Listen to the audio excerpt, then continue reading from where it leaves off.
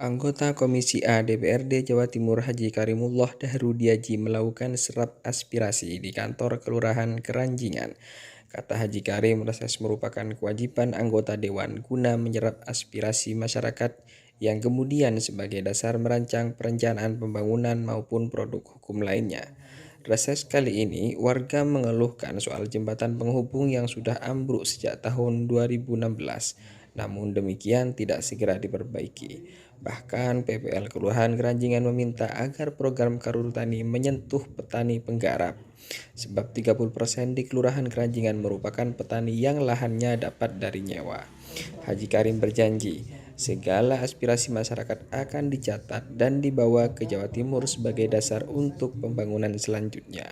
Ketua DPD Golkar Jember ini menyampaikan bahwa dirinya sudah membangun 3 titik di Kelurahan Keranjingan sebagaimana usulan lurah yang menjadi kebutuhan masyarakat Keranjingan. Ya, reses ini namanya program DPR Jatim. Ya, menurut pendapat saya dan kita tangkap dari respon masyarakat baik. Karena memang dari reses ini kita mengetahui banyak hal yang berkaitan dengan masalah urusan rakyat, mulai pembangunan infrastruktur, berkaitan dengan masalah pertanian, pendidikan, bagaimana masalah pengangguran, yang tentu menurut saya perlu diteruskan karena itu menjadi pijakan di saat kita melahirkan kebijakan itu. Tadi yang diusulkan apa saja? Setelah kita tangkap, ternyata salah satunya di bidang pertanian ya. Bagaimana peran kartu tani termasuk masalah kebutuhan pupuk, masalah drainase, dan kita juga dengar tadi ada usulan jembatan yang setelah saya telusuri itu kan jembatan jalan kabupaten yang tentu saya sebagai DPR provinsi nggak bisa masuk lah seperti itu. Minimal bisa mendampingi, mengarahkan kepada bupati atau DPR yang ada di Kabupaten Jember. Pak Haji, sedikit mungkin kaitannya dengan Jember ini kan sebentar lagi mau ada pemilihan gubernur. Cuman sebagai ketua partai Golkar, bagaimana melihat kondisi Jember sekarang ini? Ya, ada 19 kabupaten di Jawa Timur yang masuk pilkada serentak, salah satunya Jember ya. Dan yang cukup menarik, ada 2 kabupaten selain Jember itu ada calon independen. Di Kediri itu, Kabupaten Kediri ada calon tunggal ya.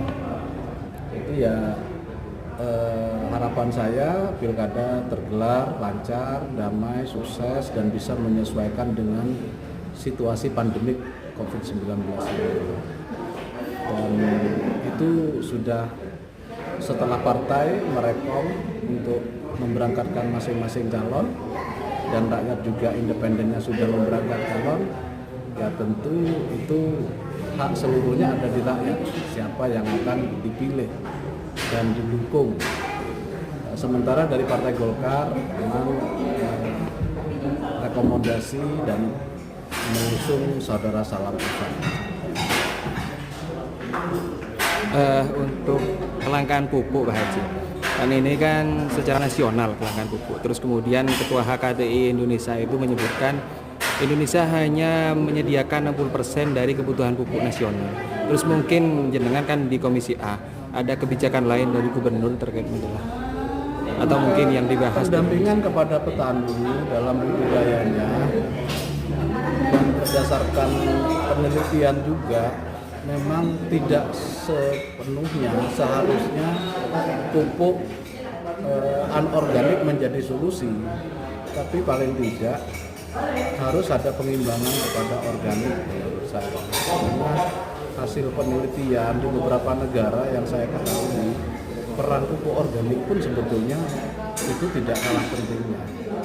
Jadi mulai berapa jenis tanaman ini membutuhkan pupuk, andai itu dikombinasikan dengan organik, menurut saya ya orang-orang ahli pertanian, pemulung atau dinas pertanian atau lembaga-lembaga penelitian urusan itu menurut saya harus mensosialisasikan, karena itu juga menyangkut kesuburan tanah yang berkelanjutan. Karena tidak ada jaminan dengan pupuk anorganik itu tanah akan menjadi bagus. Berarti dari pemerintah untuk provinsi mendorong kembali ke pupuk organik ini Pak Haji. Selain pupuk organik itu menjadi opsi, yang kedua adanya sebuah kejelasan berapa kuota yang diberikan kepada kabupaten, di saat kabupaten itu berapa pupuk subsidi dan non subsidi yang harus disiapkan, karena di Jember ini kan juga banyak daerah perkebunan yang tentu juga harus mendapatkan kuota pupuk non subsidi, dan itu perlu pengawalan dan data-data yang akurat.